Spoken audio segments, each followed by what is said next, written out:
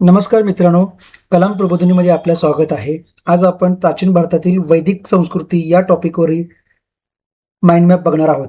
Mind map आपल्याला यासाठी बघायचा आहे, की या टॉपिकवरची रिव्हिजन जी आहे ती आपली 2 मिनिटांच्या आतमध्ये व्हावी. यासाठी माइंड मॅप आपल्याला खूप मदतगार ठरू शकतो. वैदिक संस्कृती या टॉपिकमध्ये आपल्याला हा टॉपिकचा बेसिक सोर्स आहे शालेय पाठ्यपुस्तक. या वैदिक संस्कृतीमध्ये आपण याचा सोर्स कोणता आहे, म्हणजे लिटरेचर काय आहे, लिटरेचरमध्ये आपल्याला कोणत्या साहित्यातून वैदिक संस्कृतीचा आपण अभ्यास करणार आहे, याचे सोर्स बघणार आहे. यामध्ये ऋग्वेद, यजुर्वेद, सामवेद, अथर्ववेद या ग्रंथाचा समावेश होतो. त्याचबरोबर संहिता, म्हणजे वेदांच्या ग्रंथांना संहिता असं म्हटलं जातं. वेद संज्ञा म्हणजे विद म्हणजे जाणणे आणि त्याच्यापासून मिळणारे जे नॉलेज आहे त्याला वेद संज्ञा असं म्हटलं जातं.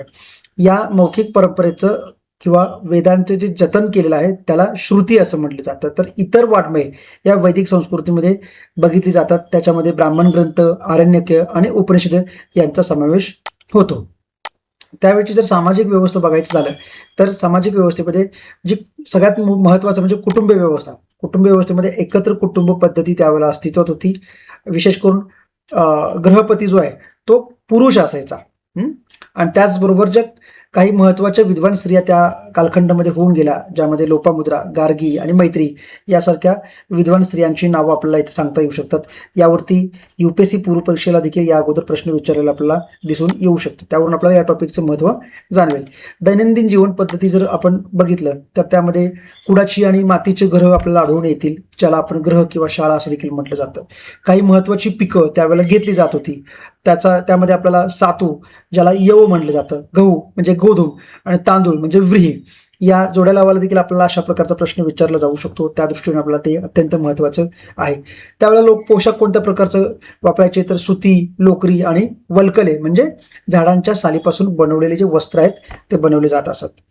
मनोरंजनाची साधने जर आपण पाहिली वैदिक कालखंडामध्ये तर आपल्याला गायन, वादन, नृत्य, शिकार यासारख्या मनोरंजन साधनांचा वापर केला जात होता. त्याशिवाय वाद्यांचा वापर केला जातो, ज्यामध्ये वीणा, शंख, मृदंग आणि डमरू याचा वापर आपल्याला आढळून येऊ शकतो.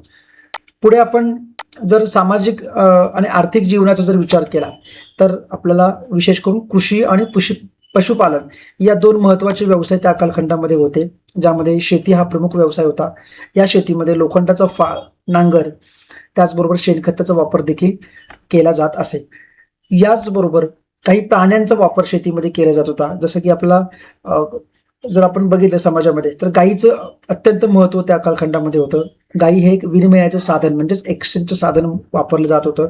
मोठ्या प्रमाणामध्ये जे लग्न सोहळ्यामध्ये मुलीकडनं हजारो किंवा शेकडो गायींचं जे आहे दान दिलं जात होतं, त्यावेळेला बक्षीस दिलं जात होतं. त्याचबरोबर जे रथ होता, आऱ्याचा रथ, त्या आऱ्याच्या रथामध्ये घोडा वापरला जात होता. कुत्रा हा एक पाळीव प्राणी त्यावेळेला आपल्याला आढळून येऊ शकतो. अश्वशक्तीचं खूप महत्त्व होतं, म्हणजे रथाला घोडा जोडण्याचं जे कौशल्य आहे हे त्यावेळेला विकसित झालेलं आपण बघू शकतो.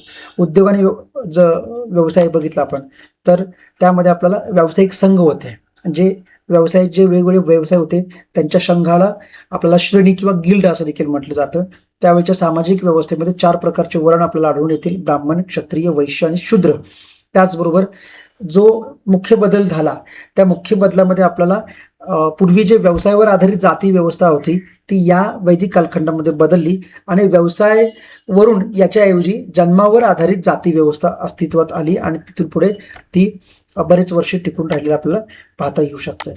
त्यावेळेला काही धर्मकल्पना पण अस्तित्वात होत्या, जसं की निसर्ग शक्तींची पूजा केली जात असे, जसं की सूर्य, वारा, पाऊस आणि वीज. यज्ञविधीही केले जात होते, जसं म्हणजे अग्नीमध्ये हवन करणं, हवन अर्पण करणं हा एक त्यावेळेचा एक रिच्युअल्स किंवा विधी जो आहे तो विधी हा पुरोहितांच्या मार्फत म्हणजेच ब्राह्मण लोकांच्या मार्फत हा त्यांना एक विशेष असलेल्या अधिकारामार्फत केला जात होता. सृष्टीचक्र जे होतं, ज्याला आपण ऋतू म्हणतो, निसर्गाच्या नियमानुसार जे आहे त्याला जास्त महत्त्व होतं त्या कालखंडामध्ये आपल्याला असलेलं दिसून येऊ शकतं. त्याचबरोबर आपण जर त्यावेळची शासन व्यवस्था जी बघितली, पॉलिटिकल सिस्टीम जर आपण ऑब्झर्व केला, अभ्यास केला तर आपल्याला जाणवेल की सगळ्यात छोटं युनिट म्हणजे ग्राम होतं आणि त्या गावाचा प्रमुख जो होता तो ग्राम प्रशासन, ज्याला ग्रामणी असं देखील म्हणलं जात होतं. गावापेक्षा मोठं युनिट जे आहे ज्याला विश म्हणलं जात होतं, त्या विशच्या प्रमुख जो होता त्याला विषपती किंवा विषपती असं म्हटलं जात होतं. आणि सगळ्यात मोठा जो जन होता त्या जनचा प्रमुख म्हणजे राजा. या जनलाच नृप असं देखील म्हटलं जात होतं. राजाच्या कर्तव्यामध्ये प्रामुख्यानं प्रजेचे रक्षण, उत्तम राज्यकारभार करणे आणि करसंकलन करणे या गोष्टीचा समावेश होतो. तर काही विशेष महत्त्वाचे जे अधिकारी त्यावेळेला होते, ज्याच्यामध्ये पुरोहित हे राजाला ॲडव्हाइस देत असायचे, सेनापती हे सैन्याचं प्रमुख व्यवस्थापन करण्याची जबाबदारी असायची, तर भागदूत म्हणजे करसंकलन करणारा जो व्यक्ती होता त्याला, जो अधिकारी होता त्याला भागदूत असं म्हटलं जातं. काही राजकीय संस्था देखील राजाला मदतीसाठी असायच्या, ज्यामध्ये सभा, समिती, वित्त आणि जन अशी व्यवस्था त्या कालखंडामध्ये आपल्याला असलेली दिसून येऊ शकते. अशा पद्धतीने हा टॉपिक आपला याच्यामध्ये रिव्हिजन होताना पाहू शकतो आपण. Thank you very much.